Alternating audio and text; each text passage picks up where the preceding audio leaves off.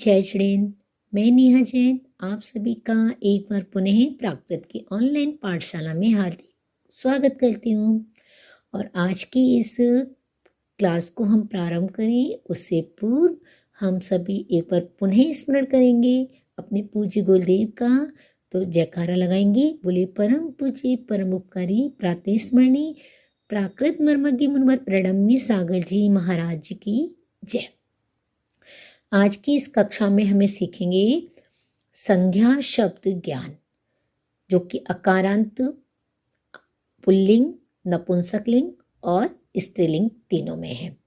तो सबसे पहले हम संज्ञा शब्द ज्ञान सीखें उससे पहले आवश्यक है कि संज्ञा की परिभाषा क्या होती है। तो संज्ञा किसे कहते हैं? किसी वस्तु, व्यक्ति अथवा भावों के नाम को संज्ञा कहते हैं।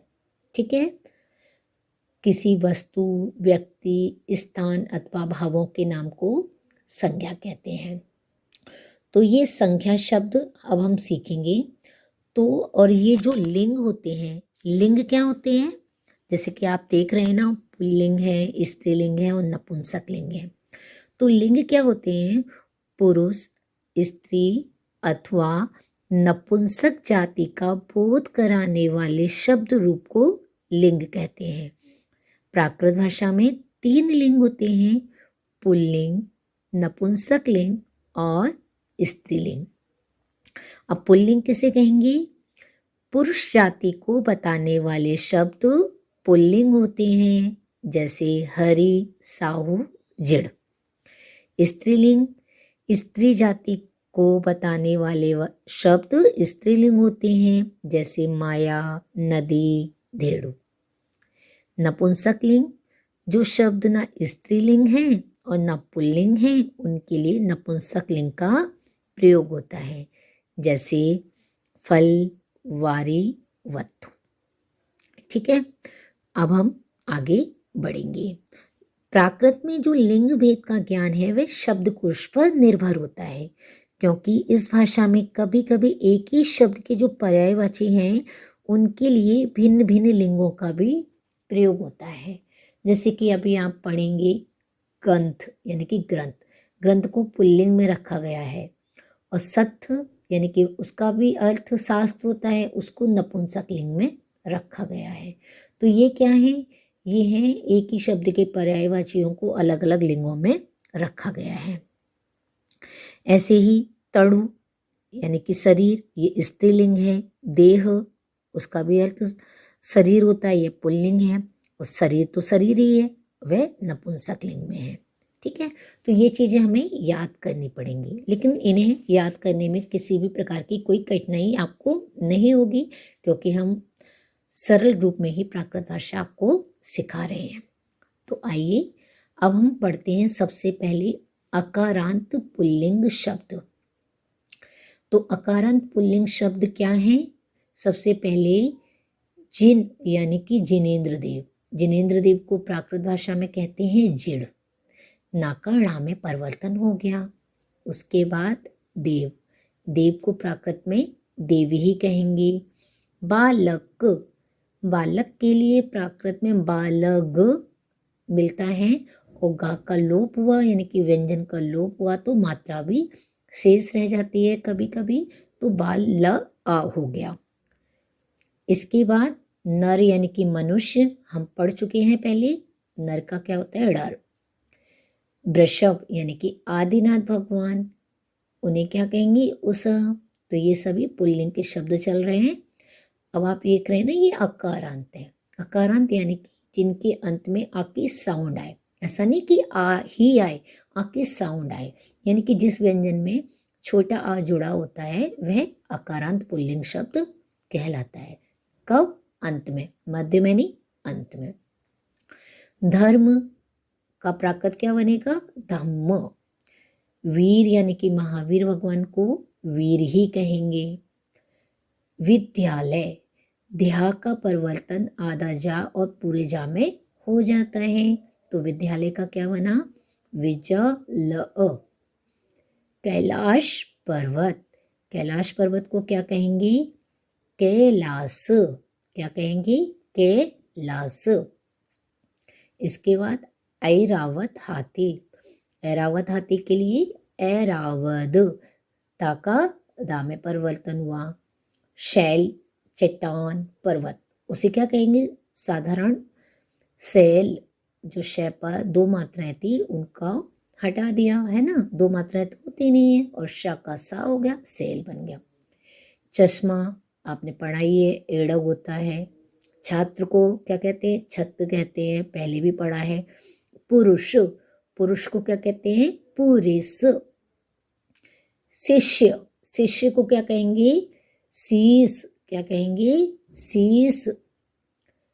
और शिष्य भी कह सकते हैं, सा पर छोटी की मात्रा, आधा सा और पूरा सा, शिष्य भी कह सकते हैं, क्योंकि हमने नियम आपको सिखाए ना, तो उस नियम के आधार पर शिष्य भी बन सकता है। गर्भ, अब गर्भ का क्या बनेगा? गभ, भाव कैसा है? महाप्राणे, इसकी रेफ हटेगी, तो उससे पूर्व, भा से पूर्व का जो शब्द है वो आगे जुड़ गया।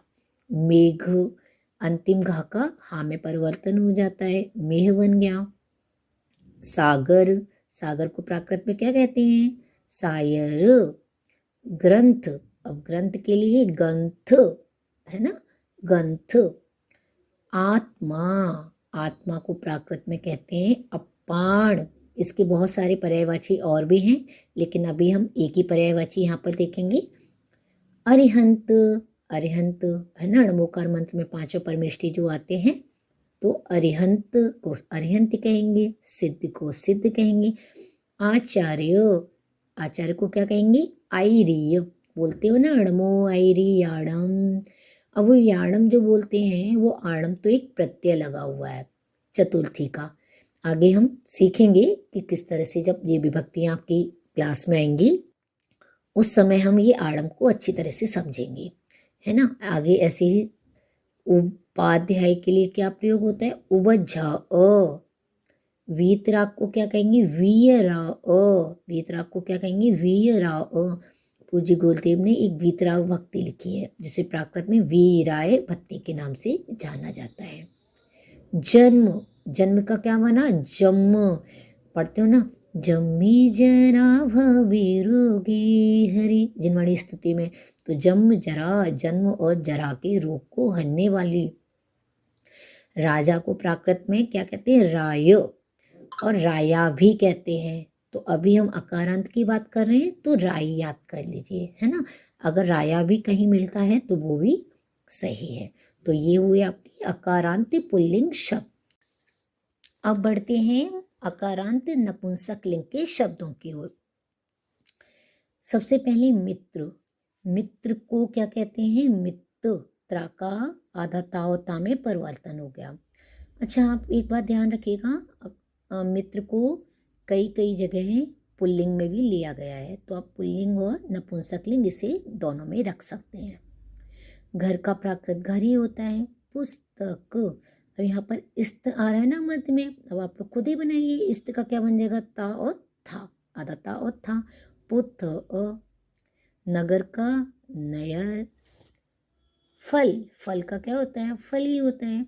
पुष्प का सर सीखा ही हुआ है आपको, पुष्प होता है। क्षेत्र, क्षेत्र है ना, छ छत्री प्रारंभ में आया तो क्या बन गया? खे, और त्र का तो खेत हो गया। शास्त्र, शास्त्र का क्या बना? सत्थ, शास्त्र का क्या? सत्थ, कमल को कमल ही कहेंगे। यौवन, यौवन के लिए जो वर्ण, क्या? जो वर्ण। ज्ञान का प्राकृत में ज्ञात ज्ञानी का ड़ा हो जाता है। अब आपने सिद्ध भक्ति पढ़ी थी ना, सम्मत डाड़ दंसड़, जो चाहे सम्यक अनंत ज्ञान, डाड़ के लिए ज्ञान का ज्ञान लिया था ना हिंदी अर्थ, तो वही। सुख, सुख खा का हा में परिवर्तन हो जाता है, तो क्या बन गया? सुख। इसको सुख भी बोलते हैं, ठीक है। तो सुख भी आप याद कर सकते हो, सुख और सुख इसके दो पर्यायवाची। कार्य, या का जय में परिवर्तन हो जाता है, और जय का या में परिवर्तन बहुलता से देखा जाता है। तो यहाँ पर जो रेफ लगी है, पहले तो या का जय में परिवर्तन हुआ, उसके बाद वो जो रे फटी उसी का आधा अक्षर आगे जुड़ गया तो क्या बन गया कज। अब का बड़या की मात्रा थी, लेकिन हमने पढ़ा है संयुक्त अक्षर से पूर्व यदि कोई शब्द आता है वो ह्रस्व हो जाता है तो कज हो गया। अब धन, धन को प्राकृत में धड़ कहेंगे। दुख, अब दुख का आपने देख रहे हो ना दुख लिखा है, ऐसी दुह भी हो जाएगा, ठीक है। रूप, रूप का पा का वा में परिवर्तन हो जाता है रूव। मरघट, मरघट को मसान भी बोलते हैं ना, तो उसी मसान का मसाड़ हो गया। वस्त्र, वस्त्र का वत्थ। कर्म, कर्म का कम। वैराग्य, वैराग्य का परिवर्तन देखिए आप, देखिए कुछ शब्द लिख लीजिए। आदि गा के बाद या आने पर, और ना के बाद, आधे ना के बाद या आने पर, है ना, आधे माँ के बाद या आने पर, ठीक है। और बहुत सारे शब्द हैं, अभी फिलहाल आप इन 3 शब्दों को कॉपी में लिख लीजिए। इनके बाद यदि या आता है इन आधे अक्षरों के बाद, तो जो आधा अक्षर है ना, जो आधा अक्षर है वही पूरा अक्षर आगे उसके जुड़ जाएगा, उसके बाद जुड़ जाएगा। तो क्या का क्या हुआ, आधा गा और या को हटाकर आधा पूरा गा जोड़ देंगे तो यहाँ पर ग बना। अब क्या, अब हम जब देखेंगे आधे गा से पूर्व जो रा है वो कैसा है, दीर्घ है। अब उसको तो ह्रस्व करना पड़ेगा संयुक्त अक्षर से पूर्व, तो वो रा में परिवर्तन हुआ और वापस जो बड़ी आ की मात्रा थी उस पर छोटी आ की मात्रा लग गई, है ना, तो वैरग इस तरह से बना। चारित्र, अब चारित्र का भी अब त्रा का तो ता और ता में परिवर्तन हुआ और क्या बन गया चरित्र। सिद्धांत का सिद्धांत, क्यों, क्योंकि अनुस्वार धा पर आ रहा है, दा और धा पर, तो वो ह्रस्व हो गया। भोजन को भोयण कहते हैं, है ना, क्या कहते हैं भोयण। जब हम मुनि महाराज का पड़गान करते हैं तो बोलते हैं भोयणा गरे पवेसऊ, भोजन शाला में प्रवेश कीजिए, ठीक है। तो ये अब आपकी नपुंसकलिंग के भी संज्ञा शब्द पूर्ण हुए। अब जल्दी से बढ़ते हैं अकारांत स्त्रीलिंग जो कि बहुत ही सरल है। पहला लड़की के लिए बाला, लता के लिए ला, है ना, ताप का लोप हुआ, व्यंजन का मात्रा शेष रह गई ला। एक कौमती स्तुति है उसमें आता है ला समंकन्ते महाशरीरम, यानी कि लता के संक्रांत जिनका महाशरीर है। क्षमा, क्षमा के लिए खमा। शोभा, सोहा। विद्या, विद्या, ध्या का जा में बनना, आधा जा और पूरे जा में बना। लज्जा, लज्जा का लज्जा ही रहा। कथा, था का हा में परिवर्तन, कहा। माता का माँ।